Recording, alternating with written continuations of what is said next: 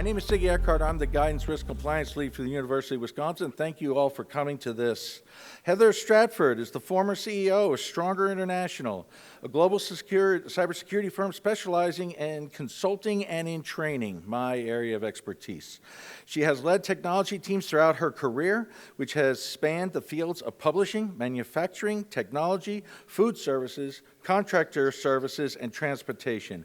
And one other little tidbit, she was just awarded the 2019 National Fellow for Tory Burch.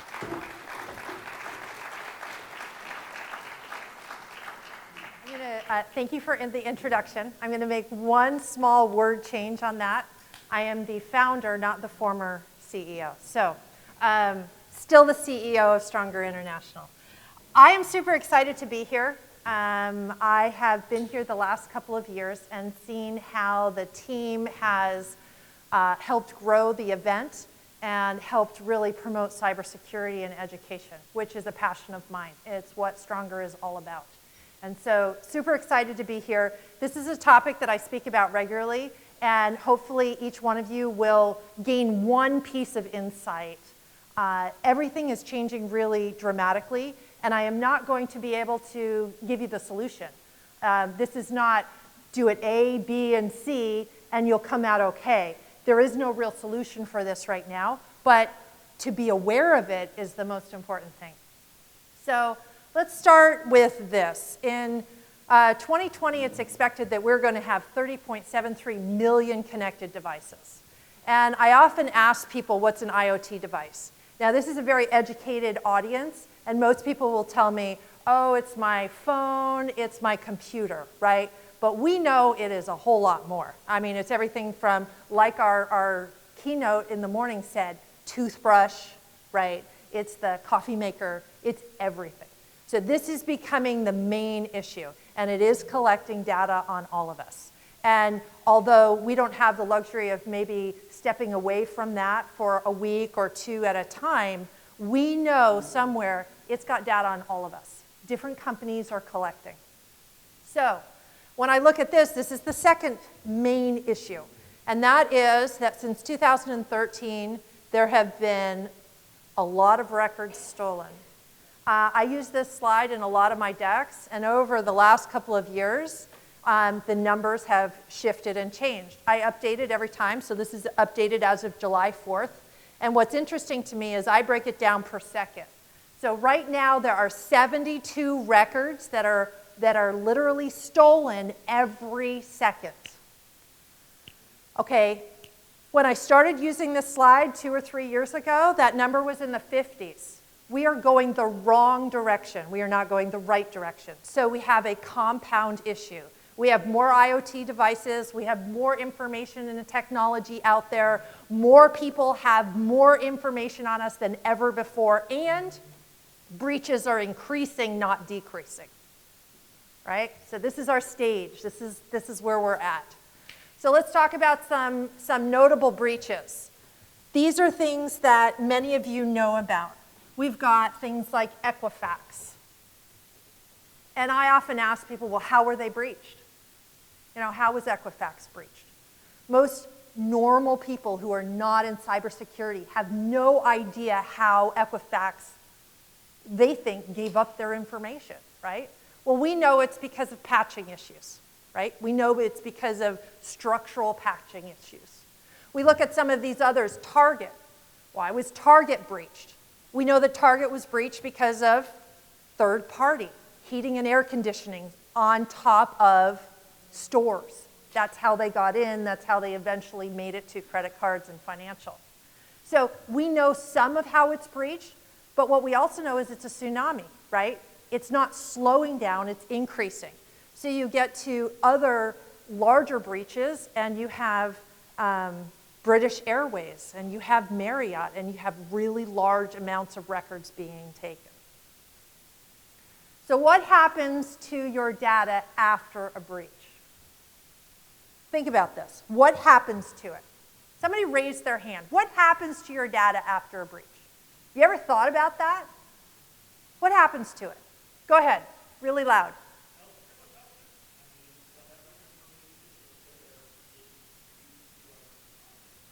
to whoever can find it, right?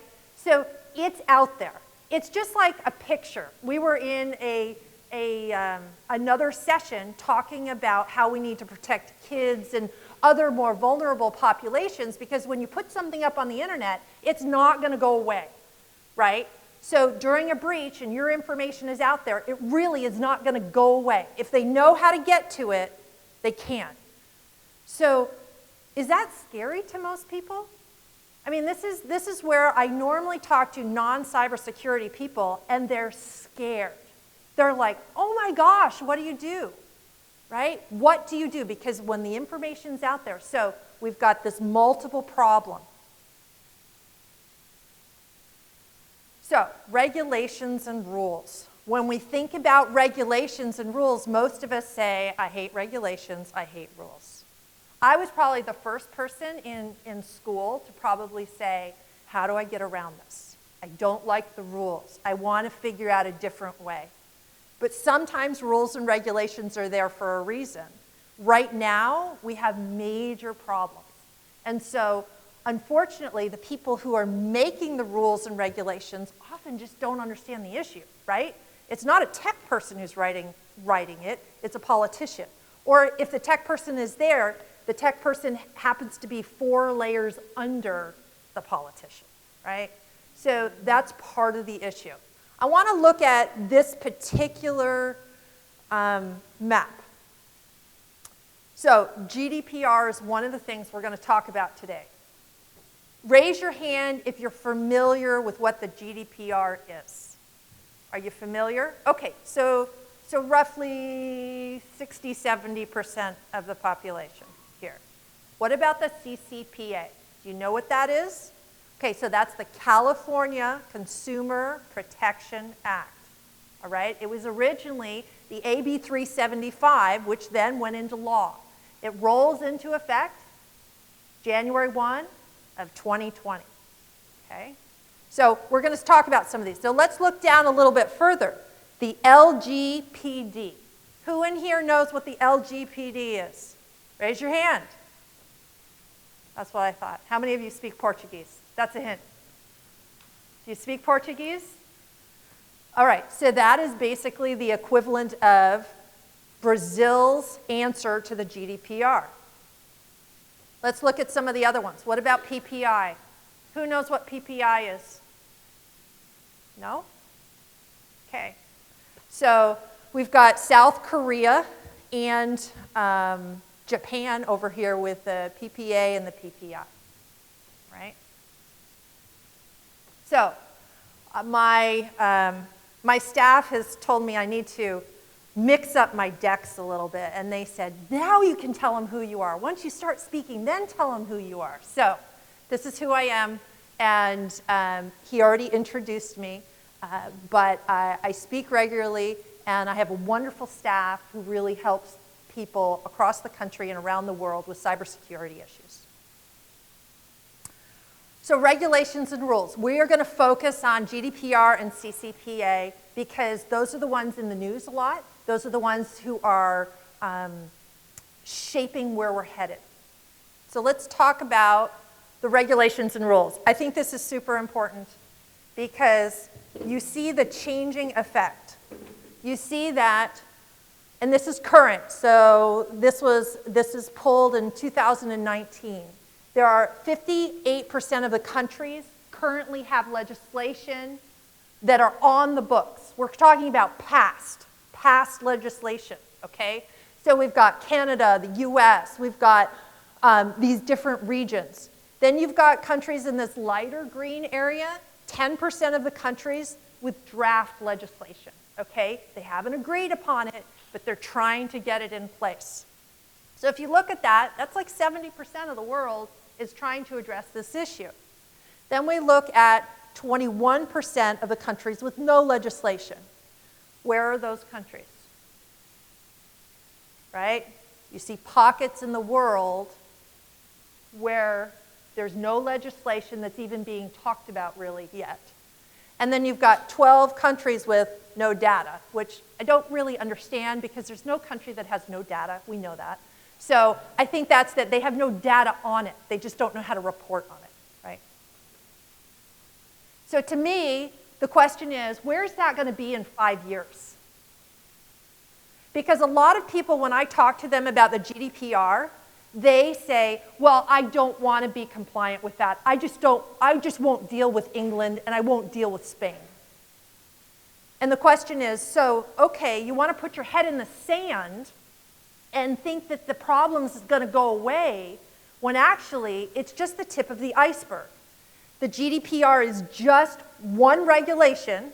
Now, granted, it's over now 27 different countries, and it's over about 520 million people, but it's really one region, right? And they tried to say, how do we make it uniform? How do we just put something in place that will work?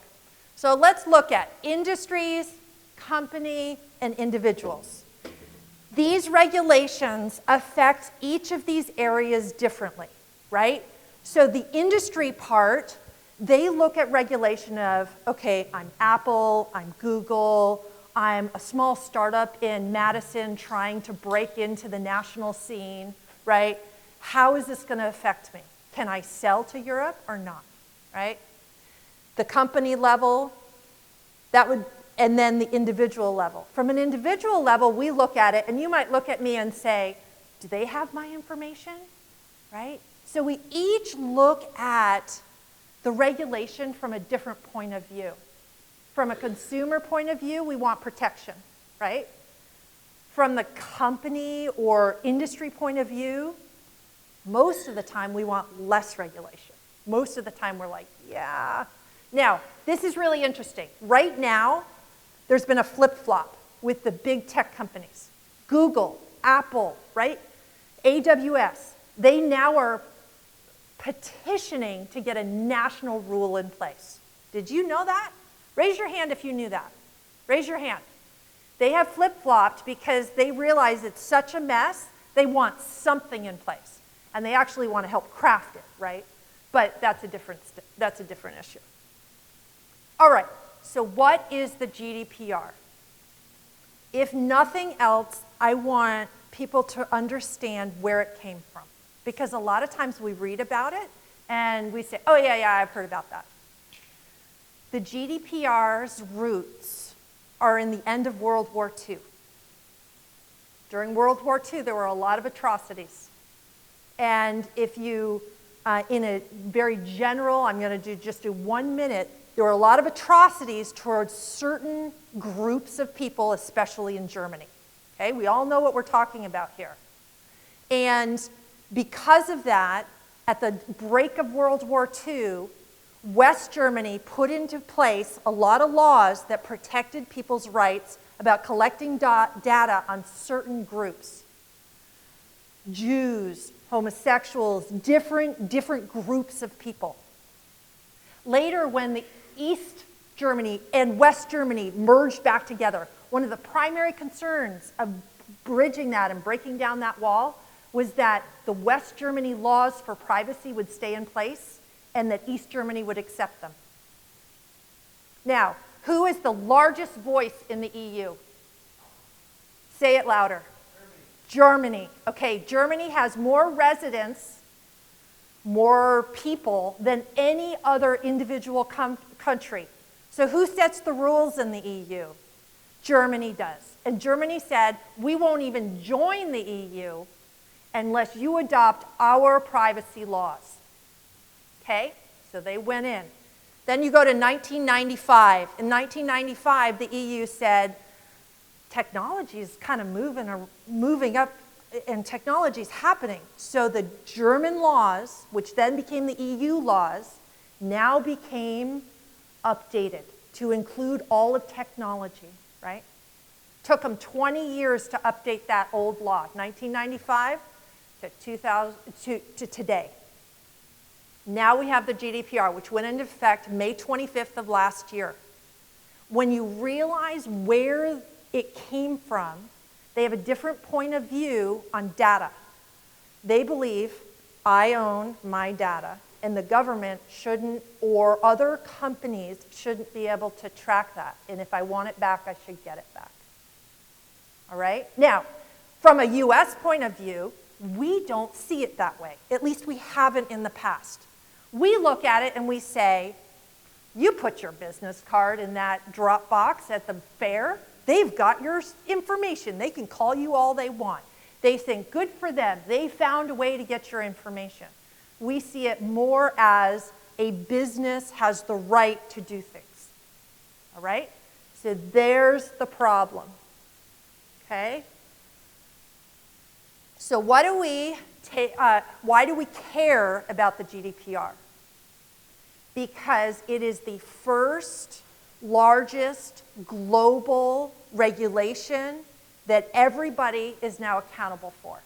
Because in the past, you had a rule and that just said, well, that's for here if you have business here. This says it's for all people that are residents or citizens of any EU country, no matter where they live. So it's the first time that that regulation went everywhere, right? That's why we care. So let's look at the fines. There are really two tiers to the fines. And most of you raised your hand, you kind of know this. This is what's scary to big business, right? It's scary that you could have an outside agency who you have very little control over putting a fine on you because of breaches. So we have up to 4% of annual global turnover, which is a lot of money for big tech companies or any other type of company, right? So let's look at the latest fines. How many of you knew that British Airways is the latest? Did you know British Airways fine? Raise your hand really high. Okay, you got less people there.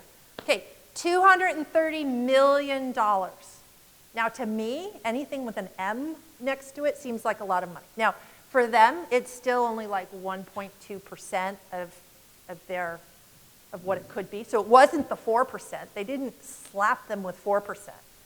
But that's a big fine, right? That's a big fine.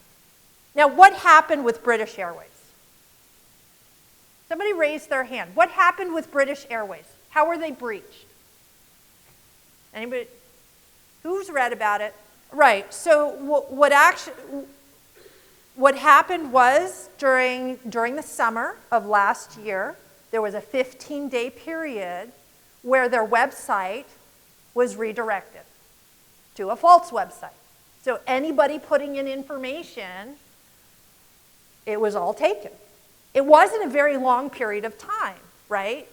But that period of time had lots of people putting in information, checking into their accounts, right, different things. So $230 million as a fine. This is the tip of the iceberg. For those who are tracking the GDPR, they're backlogged, okay? They're backlogged between 6 and 9 months. So many of the breaches that have recently happened, you're like, oh, it's not going to happen. Look, they don't have a fine. It's because they're so backlogged with researching the cases that they haven't come out yet. Now, where are we with implementation? So the GDPR is in effect, right? If you were to raise your hand, how many of you think that your organization right now is GDPR compliant? Raise your hand if you think that your organization is GDPR compliant. That's because all of you really know what's happening, right? You know that to be GDPR compliant, you have to know where all your data is, and you have to be able to tag it. So there's levels of preparedness for it. The other thing is we help a lot of companies with the fact that the GDPR is 2 parts. One of them is get that security, know where everything is. The other part is, just like HIPAA, just like PCI, you got to have documents. Like, you got to be able to prove it. So the other side of it is there are 22 different documents that you have to be able to fill out and say. Now, some of them are simple. You're the DPO and you put it in there. Others are pages long. So there's a lot of paperwork to be compliant. Now, where are we with implementation? Now let's talk about the CCPA, okay? So many of you knew what the GDPR was, but the CCPA is the closest thing we have yet to something in the US. Now, you might say, well, we have HIPAA, we have PCI, we have GLBA for finances, right? We have industry-specific laws, and then we also have state laws, right? But the CCPA is California's attempt to do what the federal government has yet to do, and that is put a global stamp on this is what we think it should say. Now, the differences between GDPR and CCPA, there's some big differences. One of them is nonprofits, which basically includes a lot of universities, are exempt. So half of you in this room are probably exempt because you're a nonprofit, right? The CCPA also says if you're a smaller company under a certain threshold, like 25 million and 50,000 records, right? If you're a small company, it doesn't apply to you either. But for anybody that's a bigger company, it's a big deal. And when I look at this, this goes into effect on January 1st. There are very, very few companies that are compliant, and they're all worried. Now, one of the other differences between the two laws is the CCPA has a legal part to it. Not just can somebody put a fine on you, but it's opening it up for litigation. And it's allowing individuals who are breached to actually sue that company. So let's say the Marriott breach happened in the future. And I'm a Marriott customer. I like Marriott hotels, actually. I think they're great. And I was breached. I would then be contacted probably by all the lawyers in California to say, you're able to now be in a class action lawsuit. Can you see the tsunami that we're headed towards? Yes? Some of you are shaking your head. Yes? Okay. So what is happening in the federal US space? So let's jump back and say, okay, so California stepped forward and said, let's put something in place. Where's the federal government in this, right? Now, let's talk about this. How many of you know what NIST is and know the framework for NIST? Raise your hand if you know the NIST framework. Okay, so here is the gold star question. Raise your hand if you can tell me who created it. What part of government created NIST? Raise your hand if you know this. What is it?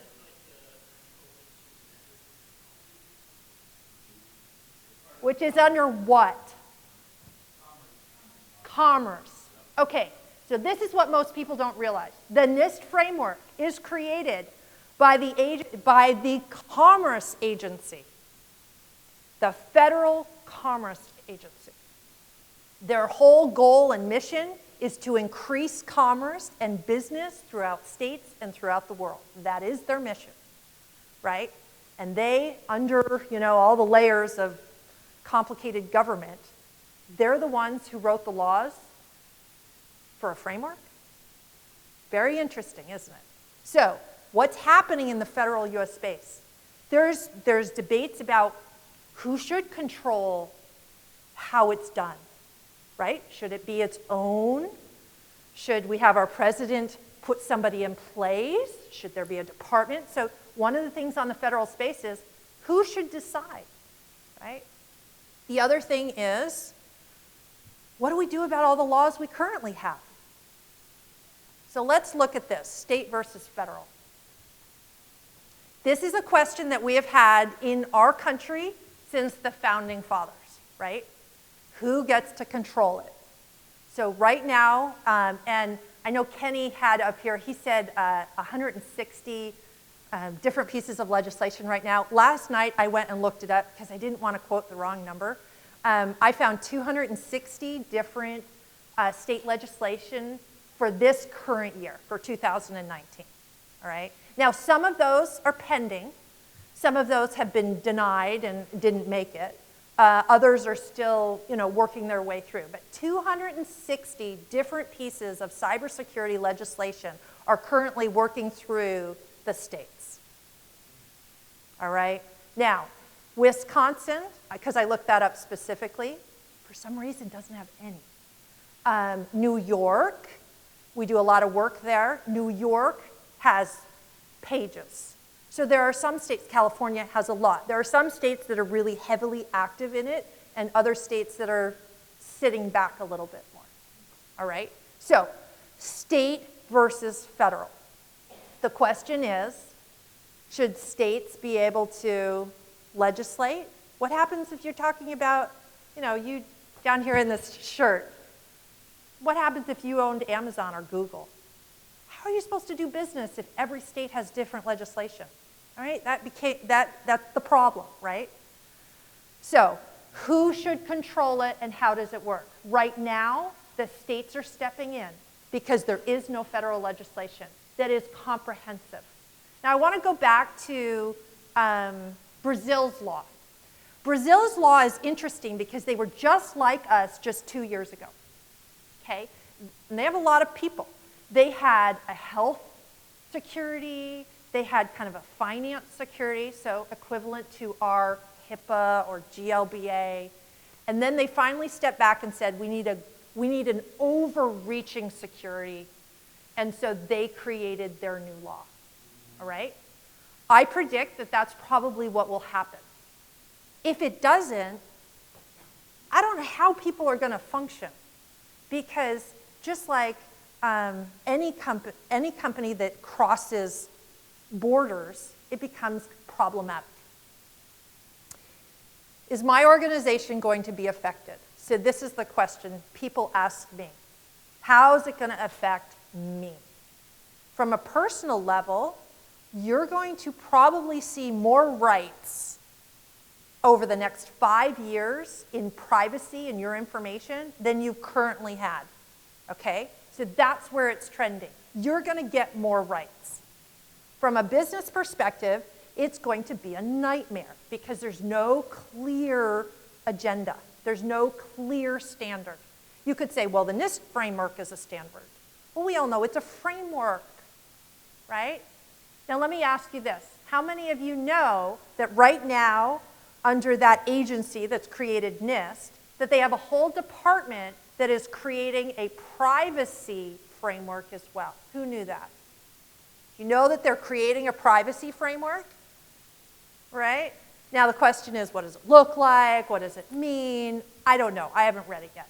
But they're creating one, and they said, oh, it'll just be for people's information. It's just for reference, right? Well, we know once it's for reference, then they start inching it towards regulation. So, common threats. What are our common threats? Security is intertwining with privacy. It is not going to go away. You can't pull it out and say, oh, but I just deal with this. I'm not going to deal with the other side. Do you see that squirrely? It's going to be so intertwined, you're not going to be able to sort it out. When people talk about security, they're also going to talk about privacy. So you have to get up to speed on it. Okay? You have to know, because I guarantee that everybody in this room that's listening to me right now is going to be the go-to person, and somebody higher than you, who probably doesn't understand technology quite as well, is going to ask you, well, what do you think? How do we do this? How should we integrate? They're going to come to you as a technical practitioner to say, how do we do this? And is it important? So you have to know what it is, and you have to know how it's intertwined. If you put your head in the sand, and some people have, you're just delaying the inevitable, because you have to get there sometime. It will sort out, and the question is, do you want to meet the standard or maybe exceed the standard? Because if you exceed the standard, then you don't really care what the regulation says, right? You've got it covered. You're doing better than what they expect. So how do you talk to your upper management? I would clearly say it's not going away. And I would also clearly say that there are experts. If you don't have experts in your organization, bring them in, right? to just give you a strategy. Doesn't mean you have to be compliant right away, but you need to know what's coming. Because the worst thing is all those companies who do business in California, who in December are going to be making calls to cybersecurity companies saying, holy crap, we got to be compliant in 3 weeks. Don't be that, right? Let your upper management know this is coming so they can prepare. They have a runway to be able to address it. So GDPR, I see it as an opportunity. Now, some people look at me and they go, an opportunity? Like, really? It's an opportunity because it differentiates you from a competitor.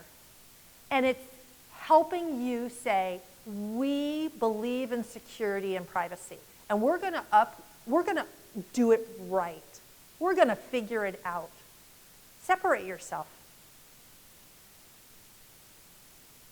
Good data management is a great opportunity. Data management is an opportunity. Do you see how I'm trying to flip that? It's a paradigm shift. It really is. Because right now we're like, oh my gosh, I got to do this, and oh, we've got regulations. And if you stay on that negative side, you'll always see it as this is a problem. This is bad. If you step over that line and say, you know what? If we see this as an opportunity to upgrade and to be different from our competitors, we'll be better for it, we'll be more prepared, and we can use it. So make it an opportunity. The only way to shift that paradigm is if you get management on board. And when it comes to tech, they are going to listen to you. So you're going to lead that. You're going to lead that conversation. Understanding where and how you use all the data within your organization builds a foundation to gain more value from that data. Right? Can't be sloppy about it anymore. And if you don't need it, don't have it. Right? That's the point. If you don't need it, get rid of it. If you do need it, figure out what it is and tag it. Right? Know where it's at. So, transparency equals trust. As a consumer, each one of us are consumers. The keynote speaker in the morning talked about getting Google and Apple and Amazon out of our lives. Will that ever happen? I don't know. But what I want is transparency. I want to make sure when I agree to have an Alexa or something in my house, I know what they're going to do with it. I know what they're doing with my data. And I want to be able to say yes or no. Right now, I feel duped. I feel like I don't know what they're doing with my data. Who are they selling it to? Where are they putting it? I don't know. Because I feel it's not transparent. So, be on the side of transparency. Tell people what you're keeping. Tell them how you're keeping it safe. Be on that new side. Those are the organizations that are going to succeed in the next 10 years. So, improve cybersecurity, the GDPR, the PPI, the CCPA, all these acronyms, right? All this regulation is all going to one place. We have more data. Cybersecurity and privacy are intertwining. And we have to have some common rules because nobody knows what's happening right now. So, final fact. Compliant organizations are more secure. Now, when I say compliant, I mean compliant with the GDPR, okay? Statistically, they're more secure. They have less breaches. They gain trust from their customers. They have fewer incidents and less downtime. Go figure. They're more planned out. They know where their data is, right? They have a strategy in place. Part of the GDPR is a 72-hour incident response plan, right? They have it laid out. So, in summary, privacy matters. Privacy is here to stay. And privacy is security. Thank you for listening.